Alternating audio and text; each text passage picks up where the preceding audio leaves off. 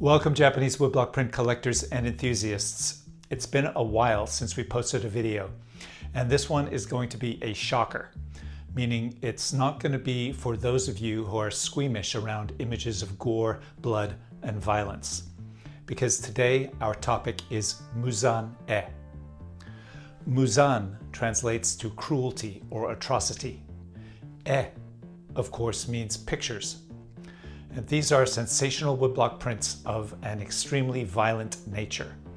So if that topic offends you and you're looking for something lighter, I recommend Kunichika's Drunken Party. All right, everyone's been warned.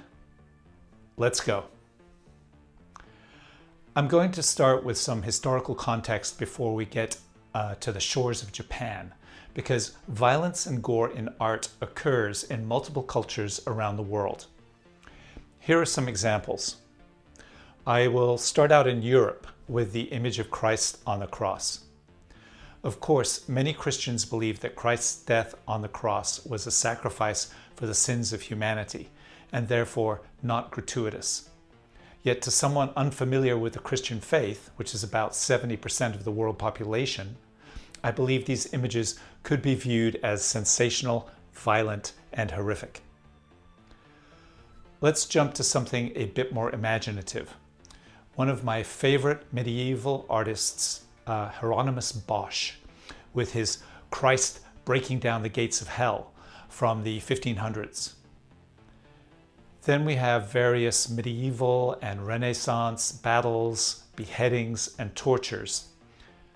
And of course, who can forget Goya's nightmarish painting of Saturn devouring his son? My point is that the Japanese weren't the first to depict violence and gore in artwork, but they did perfect it. Many say that Yoshitoshi was the first Japanese artist to create this genre called Muzan-e.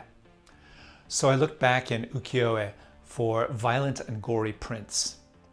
Here, for example, is Hokusai's The Ghost of Kohara Koheiji from 1833, with a decomposing ghost peering over the mosquito netting.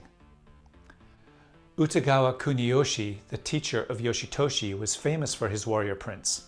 Here are a few of his more bloody images. This is Katsuma Gengobe, holding the severed head of the bathhouse girl. And his 1848 series, Heroes of the Taiheki, featured some dynamic and bloody scenes of heroes in battle. And this print from the series Mirror of Our Country's Heroes of Ishikawa Saratomo, under a hail of arrows, holding the severed head of his enemy. Besides warrior prints, we can also look at the kabuki theater. This was the common man's entertainment, and therefore the plays often had sensational themes dealing with murder, death, and revenge. Here's a print by Utagawa Kunisada from a play where a heroic hairdresser saves a geisha from an attack. Also in kabuki, we have lots of ghosts. Here are a couple by Kunisada. This is Ichikawa Kodanji IV as the ghost of Menoto Igarashi. And here we have the bloody ghost of a Buddhist priest.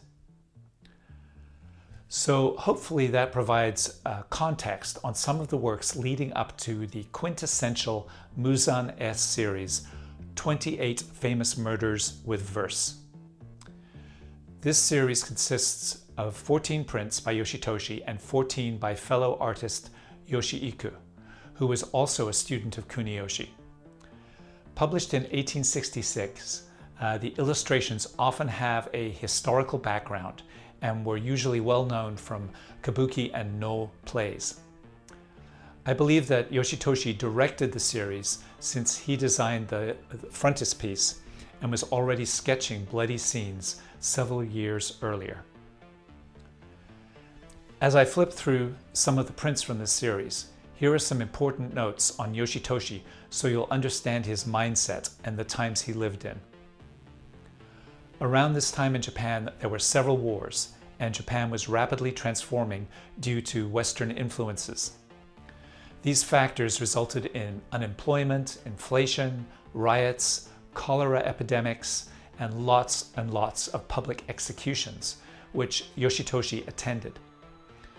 These were mainly decapitations, but there was also seppuku, hanging, and crucifixions. I read that 123 severed heads were displayed in Edo between 1862 and 1865. Another contributing factor was Yoshitoshi's mental state. He went through several episodes of deep depression and anxiety during his lifetime. So maybe these designs helped him deal with his internal demons. You can learn more about this in our video on Who Was Yoshitoshi. Let's dig into a few of the stories behind these. This one, for example, shows Kasamori Osen. She was a real person, a beautiful waitress at the Kagiya tea shop in Edo in the 1700s.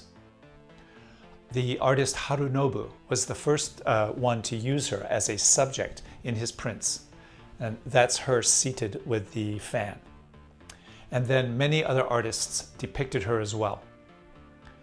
At some point, she disappeared from the tea shop, and in Yoshitoshi's print, he imagines her being murdered by her stepfather. However, other accounts say she married, moved away, had a bunch of kids, and lived a long and happy life. And here is the tattooed fishmonger and bandit, Danshichi Kurobe, killing his father-in-law in a swamp. Other artists depicted him, but only Yoshitoshi gives us these gruesome details.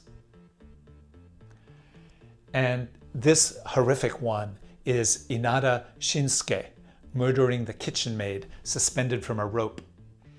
I think she was killed because she made a mistake preparing food in the kitchen and the master chef was angry, so he had one of his henchmen kill her.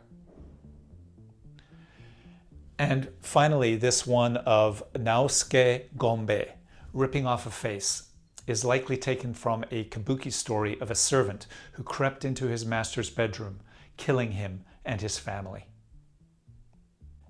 This series was said to have spread a general panic when it was published, with the extreme violence taken as a sign of social and moral decline.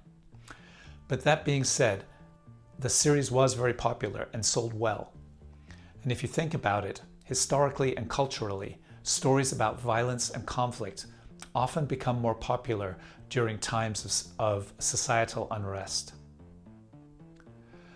The following year, Yoshitoshi designed another bloody series, Tales of the Floating World on the Eastern Brocade. These prints depicted popular stories of drama and violence by various storytellers.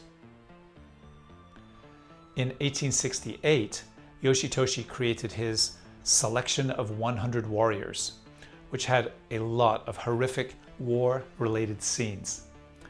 He finished only 61 of the planned 100 portraits, and the men he portrayed are actually from the Boshin War that Yoshitoshi witnessed between the shogunate loyalists and the imperial forces that were fighting to modernize Japan.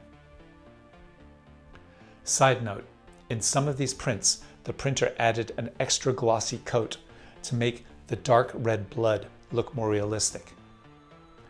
And in case you're wondering, yes, he is drinking blood from the severed head. No other major series of Muzan-e prints was published that I could find, although there were sporadic prints by many artists. And here's a selection of prints that I think fit within this Muzan-e genre. In 1868, we have this print of Hido Hachiro holding the decapitated head of an enemy by the artist Yoshiyuki. And here's a couple by the artist Kurichika from one of my favorite series, Mirror of Demonic People, Good and Evil, from 1868. Utagawa Yoshitora brings us this disturbing image of Ude no Kisaburo from the series Lives of Brave and Hot-Blooded Heroes. And apparently he sawed off his own arm as penance to his sword fighting instructor. The artist Kawanabe Kyosai, who is famous for finding a severed head in a river and bringing it home to sketch, brings us this gory print of a bugler in a battlefield from 1874. And here is Sandayu Takanao from the 47 Ronin story. He's cutting the face off his enemy. And here are a couple from Adachi Ginko. This is Banzuin Chobe when he was attacked in the bathhouse. And this one is the actor Nakamura Shikan in the role of Tomigoro, committing suicide with a gun. Now, we'll finish up in the 1870s when Yoshitoshi, Yoshiiku, and a few other artists were commissioned by newspapers to make woodblock prints of popular news stories. These prints were an added bonus that were inserted into major newspapers.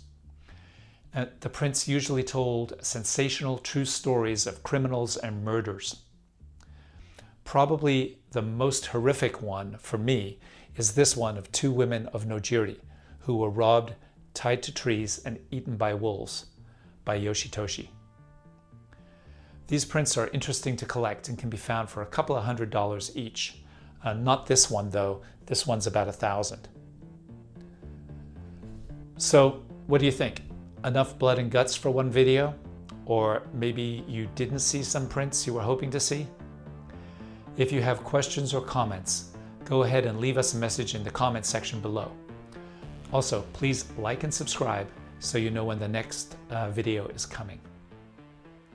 Happy collecting!